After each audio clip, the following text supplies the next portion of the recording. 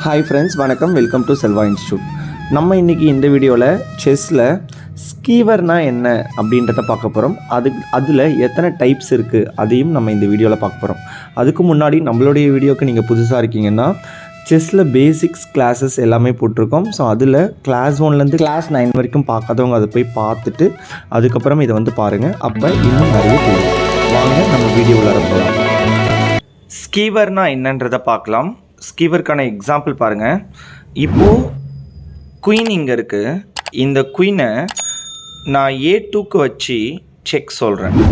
So இங்கே பாருங்கள், ஸ்கீவர்னால் ஒரே டயகனல்லையோ இல்லை ஒரே ரேங்க்லேயோ இல்லை ஒரே ஃபைலிலேயோ கிங்கு ஃபஸ்ட்டில் இருந்து அதுக்கு பின்னாடி எந்த ஒரு சப்போர்ட்டும் இல்லாமல் இன்னொரு பீஸ், அதாவது வேல்யூபிளான பீசஸ், இந்த மாதிரி குயினோ இல்லை ரூக்கோ இல்லை வேறு எது வேணாலும் நைட்டு பிஷப் இந்த மாதிரி எது இருந்தாலுமே அது எந்த ஒரு உதவியும் இல்லாமல் தனியாக இருந்ததுன்னா கிங்கை மூவ் பண்ணும்போது அந்த பீஸ் போகும். ஸோ அது பேர் தான் வந்துட்டு ஸ்கீவர் அப்படின்னு சொல்லுவாங்க. அதாவது பின்னுக்கு ஆப்போசிட்டான ஒன்று தான் ஸ்கீவர். இப்போ இந்த இடத்துல முன்னாடி வந்துட்டு குயினை போட்டு பின்னாடி வந்துட்டு கிங்கை போட்டால் இது பின்னு அப்படின்னு சொல்லுவோம். ஸோ இது ஸ்கீவரில் வரும். இங்கே பாருங்கள், ஒரே டயகனலில் குயின் வந்துட்டு அட்டாக்கில் இருக்குது, மறைமுகமாக அட்டாக் ஆகிருக்கு. கிங்குக்கு செக்குன்றதுனால இப்போ கிங்கை வேறு எங்கே நீங்கள் மூவ் பண்ணாலுமே குயின் வந்துட்டு போயிடும். சரிங்களா? ஸோ இது பேர் வந்து ஸ்கீவர். இதுக்கான எக்ஸாம்பிள்ஸ் இன்னும் நிறைய பார்க்கலாம்.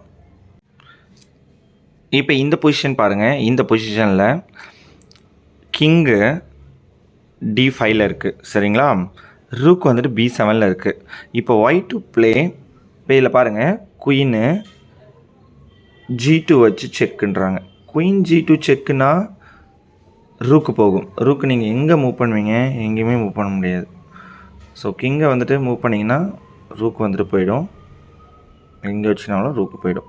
ஸோ இது ஒரு ஸ்கீவருக்கான எக்ஸாம்பிள். இந்த பொசிஷன் பாருங்கள். ஸோ இந்த பொசிஷனில் Y2 ப்ளே. ஸோ இப்போ பிஷப்பு G3ல் வச்சு செக்குன்றாங்க. ஸோ இப்போ செக் வைக்கும் பட்சத்தில் கிங்கு எங்கேயாவது மூவ் பண்ணி ஆகணும். ஸோ குயின் போகுது. சரிங்களா? இது ஒரு ஸ்கீவர். இதெல்லாம் டயகனலுக்கு எக்ஸாம்பிளாக கொடுத்துருக்கேன். அடுத்து நம்ம ஃபைலோ இல்லை ரேங்கை பற்றி பார்க்கலாம். இந்த பொசிஷன் பார்த்திங்கன்னா Y2 ப்ளே. ஸோ இப்போது ரூக்கால் நம்ம பண்ணலாம். அதை பாருங்கள், ரூக்கால் நம்ம செக் வைக்கலாம். ரூக்கால் செக் வச்சா இது ஸ்கீவர் வருது. இங்கே பாருங்கள், ரூக் D2 செக் வச்சிங்கன்னா இப்போ கிங்கை எங்கேயாவது ஒரு பாசிபிலிட்டிஸ் இருக்கா பார்த்தீங்கன்னா இங்கே பாருங்கள், இங்கே இருக்குது. ஸோ இப்போ குயின் போகுது. ஸோ இதுவுமே வந்துட்டு ஸ்கீவருக்கான எக்ஸாம்பிள் தான். இதே மாதிரி நம்ம வேறு ஏதாவது பார்க்கலாம். நம்ம பின்னில் பார்த்த மாதிரியே ஸ்கீவர்லேயும் 2 விதமான ஸ்கீவர் இருக்குது. ஒன்று அப்சொல்யூட் ஸ்கீவர், இன்னொன்று ரிலேட்டிவ் ஸ்கீவர். இப்போ நம்ம பார்க்க போகிறது அப்சொல்யூட் ஸ்கீவர்னால் என்னென்னு பார்க்கலாம். அப்சொல்யூட் ஸ்கீவர்னால் நம்ம பின்னில் பார்த்த மாதிரியே கிங்கு இங்கே ஒரு பார்ட்டாக இருக்கும். இதை பாருங்க, கிங்கை வச்சு கிங்கு முன்னாடியும் பின்னாடி வந்துட்டு வேறு ஏதாவது வேல்யூபிள் பீஸும் இருக்கும். அதை ஏதாவது ஒரு பீஸ் அட்டாக் பண்ணுது. இப்போ பாருங்கள், இப்போ பிஷப் இருக்குது. இந்த பிஷப்பு D4ல் வச்சு செக்குன்றாங்க. இப்போது கிங்கை அட்டாக் பண்ணுது, மறைமுகமாக குயினையும் அட்டாக் பண்ணுது. ஸோ இப்போ கிங்கை எங்கேயாவது ஒரு இடத்துல மூவ் பண்ணுறாங்க. கிங்கால் இதை அடிக்க முடியாது, ஏன்னா குயின் சப்போர்ட்டில் இருக்குது. ஸோ அடிக்க முடியாது, அடித்தா இல்லீகல் மூவாக மாறும். ஸோ அப்போ அதனால் கிங்கு எங்கேயோ ஒரு இடத்துல மூவ் ஆகுது. ஸோ இப்போ குயின் போயிடுது. ஸோ இது வந்துட்டு ஸ்கீவர்னு சொல்லுவாங்க. அதுவே நம்ம ரிலேட்டிவ் ஸ்கீவருக்கு ஒரு எக்ஸாம்பிள் பார்க்கலாம். ரிலேட்டிவ் ஸ்கீவராக இருந்தால் இங்கே கிங் இருக்காது, வேறு ஏதாவது ஒரு பீஸ் இருக்கும். ஸோ அதுதான் நம்ம அடுத்து பார்க்க போகிறோம். இந்த பொசிஷன் பாருங்கள். இந்த பொசிஷனில் இது வந்துட்டு ஒரு ரிலேட்டிவ் ஸ்கீவருக்கான எக்ஸாம்பிள்.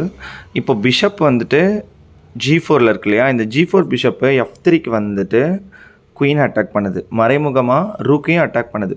இப்போ குயின் எங்கே மூவ் பண்ணாலும், சப்போஸ் இங்கே மூவ் பண்ணாலும் இல்லை இங்கே மூவ் பண்ணாலும் சரி, மூவ் பண்ணால் கூட ரூக்கு போயிடும். ஸோ அப்போ இது வந்துட்டு வேல்யூ கம்மியான, வேல்யூ அதிகமான பீஸ்.